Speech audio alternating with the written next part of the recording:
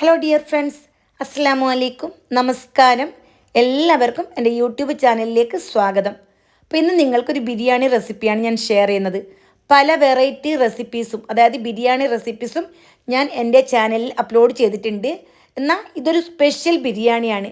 Chicken chukka chicken biryani ഭയങ്കര ടേസ്റ്റിയാണ്. അതിനുവേണ്ടി നല്ലപോലെ ചിക്കനൊക്കെ കഴുകി വെള്ളം വാർന്നതിന് ശേഷം ഞാൻ എടുത്തിട്ടുണ്ട്. 1 കിലോ ചിക്കനാണ് ഞാൻ എടുത്തിട്ടുള്ളത്. ഇതിലേക്ക് 2 ടേബിൾ സ്പൂൺ ഇഞ്ചി പേസ്റ്റും 1/2 ടേബിൾ സ്പൂൺ ഉപ്പ്, 250 ml മെഷർമെൻറ്റ് കപ്പിൽ 1 കപ്പ് തൈര്, ഒരു ചെറുനാരങ്ങയുടെ പകുതി ഭാഗം ഇത്രയും ചേർത്തതിന് ശേഷം നല്ല പോലെ ഞാൻ മിക്സ് ചെയ്തെടുത്തു. ചിക്കൻ ക്ലീൻ ചെയ്തതിന് ശേഷമുള്ള അളവാണ് ഞാൻ 1 കിലോ പറഞ്ഞത്. എപ്പോഴും അളവുകൾ കറക്റ്റ് ആവാൻ ശ്രദ്ധിക്കുക. എന്നിട്ട് നല്ലപോലെ മിക്സാക്കിയതിന് ശേഷം ഇത് മൂടി വെച്ച് ഞാൻ ഫ്രിഡ്ജിലോട്ട് മാറ്റുന്നുണ്ട്. പിന്നെ ഇതിലേക്ക് വേണ്ടത് സവാളയാണ്. 600 ഗ്രാം സവാള ഞാനിവിടെ എടുത്തിട്ടുണ്ട്. സവാള വളരെ തിന്നായിട്ട് അരിഞ്ഞെടുക്കണം. അങ്ങനെയാകുമ്പോൾ പെട്ടെന്ന് ഫ്രീ ആയി കിട്ടും. പിന്നെ 2 കുടം വെളുത്തുള്ളി, 3 പച്ചമുളക്, 3 വലിയ സൈസിലുള്ള തക്കാളി ഇത്രയും എടുത്തിട്ടുണ്ട്. ഇനി 2 കുടം വെളുത്തുള്ളിയും 3 പച്ചമുളകും മിക്സിയിൽ ഒന്ന് വെള്ളം ചേർക്കാണ്ട് ചതച്ചെടുക്കണം. അതേപോലെ അതേ മിക്സിയുടെ ജാറിലിട്ട് വെള്ളം ചേർക്കാണ്ട് തക്കാളിയും പേസ്റ്റാക്കി എടുക്കണം. അപ്പോൾ പേസ്റ്റാക്കാതെ നമുക്ക് തക്കാളി അരിഞ്ഞും ചേർക്കാം. പേസ്റ്റാക്കിയാൽ പെട്ടെന്ന് വഴന്ന് കിട്ടും. ഞാനിവിടെ തക്കാളി പേസ്റ്റാക്കി എടുത്തിട്ടുണ്ട്. ഇനി നമുക്കൊരു പാൻ ചൂടാക്കി ഇതിലേക്ക് ഓയിൽ ചേർത്ത് കൊടുക്കണം. നിങ്ങൾ ഏത് ഓയിലാണ് യൂസ് ചെയ്യുന്നത് ആ ഓയിൽ എടുക്കാം. ഇത് സവാള ഫ്രൈ ചെയ്യാൻ വേണ്ടിയിട്ടാണ്. അപ്പോൾ അതിനാവശ്യത്തിനുള്ള ഓയിൽ എടുക്കണം. ഞാൻ അല്പം അധികം ഓയിൽ എടുത്തു. എന്നിട്ട് ഓയിൽ ചൂടായി കഴിഞ്ഞാൽ സവാള ഇട്ട് മീഡിയം തീയിൽ നല്ലപോലെ ഗോൾഡ് കളർ ആവണം, ആ രീതിയിൽ ഫ്രൈ ആക്കി എടുക്കണം. അപ്പോൾ മീഡിയം തീയിൽ തന്നെ വെക്കണം. തീ കൂടിയാൽ പെട്ടെന്ന് കളർ ചേഞ്ച് ആവും, കരിഞ്ഞു പോകാൻ ചാൻസ് ഉണ്ട്. ഈ ഒരു കളറായാൽ പെട്ടെന്ന് തന്നെ തീ കുറയ്ക്കുകയും വേണം, അല്ലെങ്കിൽ പെട്ടെന്ന് കരിഞ്ഞു പോകും. എന്നിട്ട് നമുക്ക് പെട്ടെന്ന് തന്നെ ഇത് എണ്ണയിൽ നിന്നും കോരി ബാക്കിയുള്ളതും ഫ്രൈ ആക്കി എടുക്കണം. 600 ഗ്രാം സവാളയിൽ നിന്നും 400 ഗ്രാമാണ് ഞാനിവിടെ ഫ്രൈ ചെയ്തെടുക്കുന്നത്. ബാക്കി 200 ഗ്രാം സവാള വഴറ്റിയെടുക്കാൻ വേണം. അപ്പോൾ ബാക്കിയുള്ളതും നമുക്ക് ഇതേപോലെ തന്നെ മീഡിയം തീയിലിട്ട് നല്ല പോലെ കരിഞ്ഞു പോകാതെ ഗോൾഡ് കളറാവുന്ന രീതിയിൽ ഫ്രൈ ആക്കി എടുക്കണം. എപ്പോഴും മീഡിയം തീ ആവാൻ തന്നെ ശ്രദ്ധിക്കുക. ഇവിടെ 2 ബാച്ചും ഞാൻ ഫ്രൈ ആക്കി എടുത്തിട്ടുണ്ട്. ഇനി അതേ ഓയിലിലേക്ക് ഗരം മസാല ഇട്ട് കൊടുക്കണം. 4 ഏലക്ക, 5 ഗ്രാമ്പു, പട്ട, തക്കോലം, 1 ടീസ്പൂൺ ചെറിയ ജീരകം, 1 ടീസ്പൂൺ പെരുംജീരകം. എല്ലാ മിക്സും ഇട്ട് മൂത്ത് വന്നാൽ ഇതിലേക്ക് വെളുത്തുള്ളിയും പച്ചമുളകും ചതച്ച് വെച്ചിട്ടുണ്ടല്ലോ, അതും കൂടി ചേർത്ത് കൊടുക്കണം. ഇനി എല്ലാം കൂടി മീഡിയം ടു ലോ ഫ്ലെയിമിലാക്കിയതിന് ശേഷം കരിഞ്ഞു പോകാതെ മൂപ്പിച്ചെടുക്കണം. ഇതിലേക്ക് 2 തണ്ട് കറിവേപ്പിലയും കൂടി ചേർത്ത് കൊടുക്കുന്നുണ്ട്. വെളുത്തുള്ളിയും പച്ചമുളകും മൂത്ത് വരുമ്പോണ്ടല്ലോ നല്ലൊരു ഫ്ലേവർ ആയിരിക്കും. കരിഞ്ഞു പോയാൽ അതിൻ്റെ എല്ലാ ഗുണവും നഷ്ടപ്പെടും. അത് ലൈറ്റായിട്ടൊരു ഗോൾഡ് കളറാവും. നല്ല പച്ച കളർ മാറി കളർ ചേഞ്ചായി വരുന്ന സമയത്ത് ഇതിലേക്ക് ബാക്കി മാറ്റി വച്ചിരിക്കുന്ന 200 ഗ്രാം സവാള ഉണ്ടല്ലോ, അത് ചേർത്ത് കൊടുക്കണം. എന്നിട്ട് അതും നന്നായിട്ട് മൂപ്പിച്ചെടുക്കണം. ഗോൾഡ് കളർ ആവണ്ട, നല്ല പോലെ സോഫ്റ്റായിട്ട് വഴന്ന് വരണം. ഈ ഒരു പരുവം ആയിക്കഴിഞ്ഞാൽ ഇതിലേക്ക് തക്കാളി പേസ്റ്റാക്കി വെച്ചതും കൂടി ചേർത്തിട്ട് ഇതും നന്നായിട്ട് വഴറ്റിയെടുക്കണം. അതായത് തക്കാളി നന്നായിട്ട് കുക്കാവണം. അതായത് ഓയിലെല്ലാം ഇങ്ങനെ വിട്ട് വരുന്ന പരുവമുണ്ട്. ആ ഒരു പരുവം ആകുന്നത് വരെ തക്കാളിയും വഴറ്റിയെടുക്കണം. ഇപ്പോൾ തന്നെ വീടാകെ നല്ലൊരു ഫ്ലേവറാണ്, നല്ലൊരു മണമാണ്. പിന്നെ ഇനി തീ ചെറുതാക്കി കൊടുത്തതിന് ശേഷം 1.5 table spoon Kashmiri chilli powder, 1 teaspoon എരിവുള്ള മുളക് പൊടി, 1 ടേബിൾ സ്പൂൺ മല്ലിപ്പൊടി, അതേപോലെ ഗരം മസാല 1 ടീസ്പൂൺ, 1/2 ടീസ്പൂൺ മഞ്ഞൾപ്പൊടി ഇത്രയും ചേർത്ത് കൊടുത്ത് ചെറിയ തീയിൽ കരിഞ്ഞു പോകാതെ മൂപ്പിച്ചെടുക്കണം. അതേപോലെ ഈ മസാലയ്ക്ക് ആവശ്യത്തിനുള്ള ഉപ്പ് ചേർത്ത് കൊടുക്കണം. പിന്നെ ടേബിൾ സ്പൂണൊക്കെ എടുക്കുന്ന സമയത്ത് ലെവലായിട്ട് എടുക്കണം. ഇങ്ങനെ കുത്തി നിറച്ച പോലെ എടുത്താൽ പാകം തെറ്റും, എരിവെല്ലാം കൂടിപ്പോകും. എന്നിട്ട് ചെറിയ തീയിൽ കരിഞ്ഞു പോകാതെ പോലെ നമുക്ക് മൂപ്പിച്ചെടുക്കാം. ഞാൻ നിങ്ങൾക്ക് സാവധാനം ഓരോ കാര്യവും പറഞ്ഞു തരുന്നത്.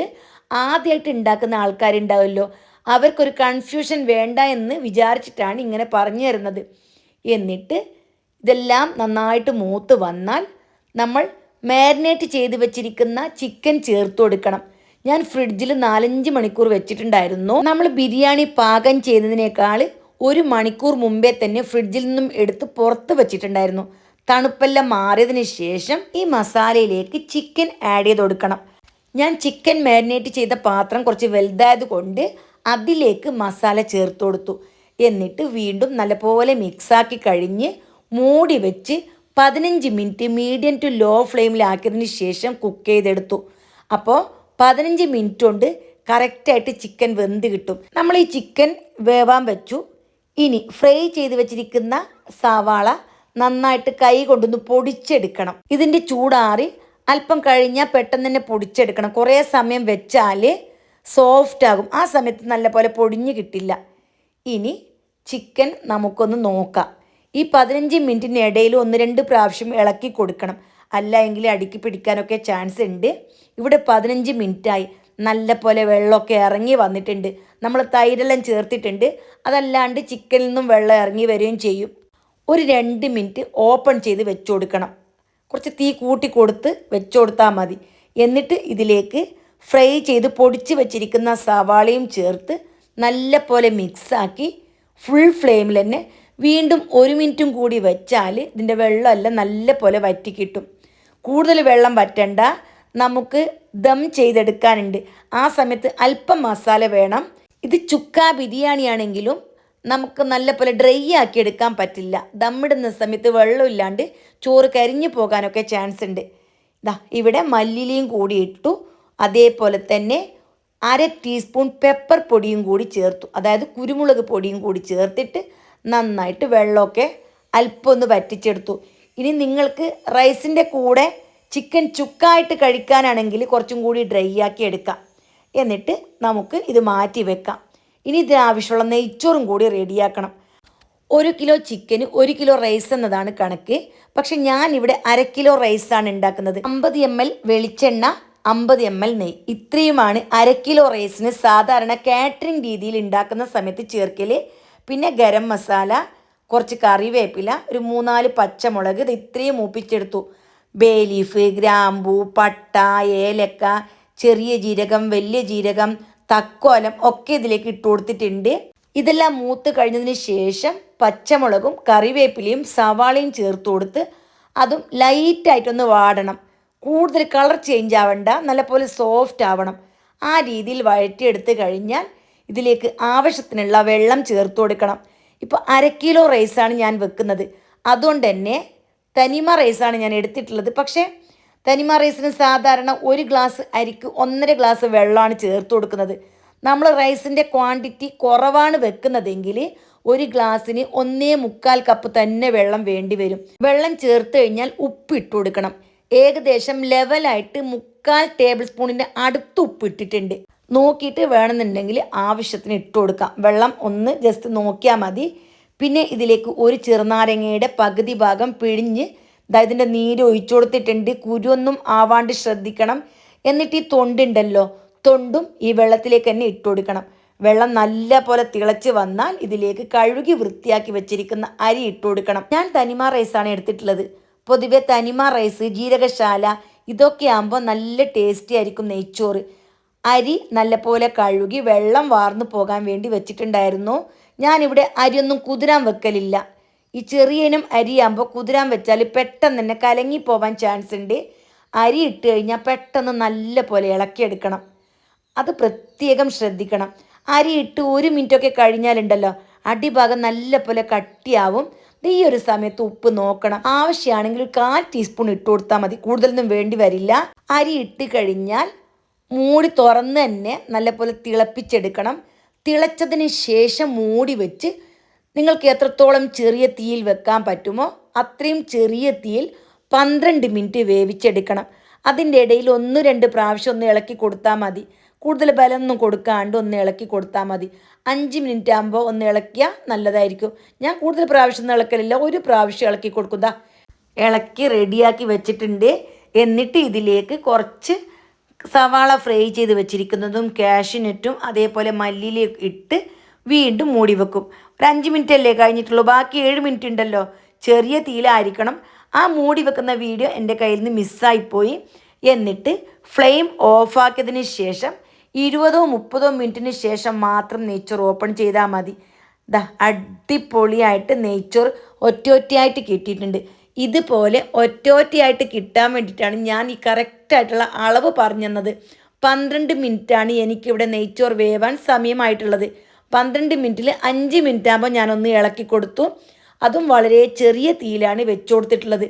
ഇനി വേണമെന്നുണ്ടെങ്കിൽ നല്ലൊരു വെയിറ്റും കൂടി വെച്ചു കൊടുത്താൽ മതി. അങ്ങനെയാകുമ്പോൾ ആവി ഒട്ടും പുറത്തും പോവില്ല. ഇനി നമുക്ക് ബിരിയാണി ദമ്മിടാം.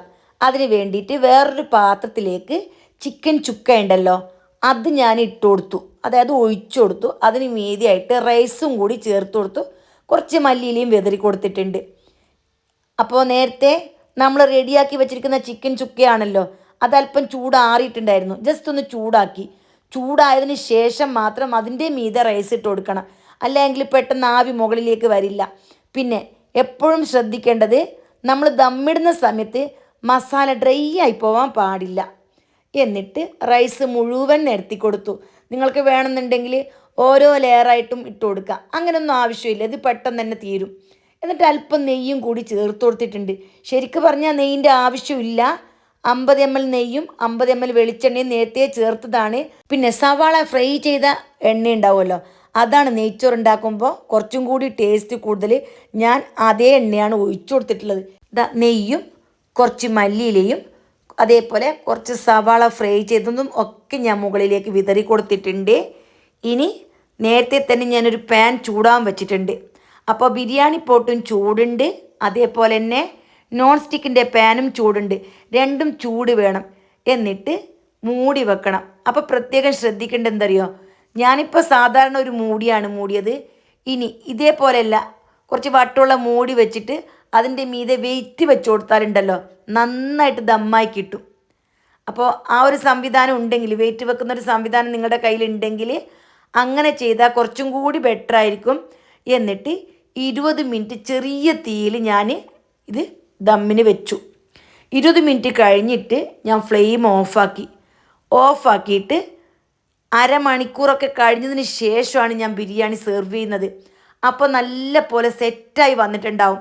നെയ്ച്ചോറ് ഉണ്ടാക്കിയ ഉടനെ തന്നെ വിളമ്പിയാലുണ്ടല്ലോ നന്നായിട്ട് ഒട്ടുന്നൊരു ഫീലാവും, ഒരു ഉണ്ടയായതുപോലെയൊക്കെ തോന്നും. നമ്മൾ അരമണിക്കൂർ കഴിഞ്ഞിട്ടൊക്കെ ആണെങ്കിൽ നന്നായിട്ട് സെറ്റായി ചോറെല്ലാം ഒറ്റ കിട്ടും. ഇനി മുകളിലുള്ള ചോറെല്ലാം ഞാൻ മാറ്റിയിട്ട് ഞാൻ സെർവ് ചെയ്യുന്നുണ്ട്. അപ്പോൾ അടിയിലാണ് മസാല ഉള്ളത്. അപ്പോൾ ആദ്യം ചോറും അതേപോലെ അതിൻ്റെ മീതിയായിട്ട് ചിക്കൻ മസാലയും വെച്ചു കൊടുത്ത് നമുക്ക് സെർവ് ചെയ്യാം. ഈ ചിക്കൻ ചുക്ക ബിരിയാണി ഉണ്ടല്ലോ ഭയങ്കര ഫ്ലേവറാണ്. ഒരു പ്രാവശ്യം ഉണ്ടാക്കി കഴിച്ചാൽ തീർച്ചയായിട്ടും നിങ്ങൾക്ക് എപ്പോഴും ഉണ്ടാക്കി കഴിക്കാൻ തോന്നും. തീർച്ചയായിട്ടും എല്ലാ കൂട്ടുകാരും ഈ രീതിയിലൊരു ബിരിയാണി ട്രൈ ചെയ്ത് നോക്ക്. വളരെ സിമ്പിളാണ്, കൂടുതൽ ജോലിയില്ല, നമ്മുടെ കയ്യിലുള്ള സാധനങ്ങൾ മാത്രമാണ്.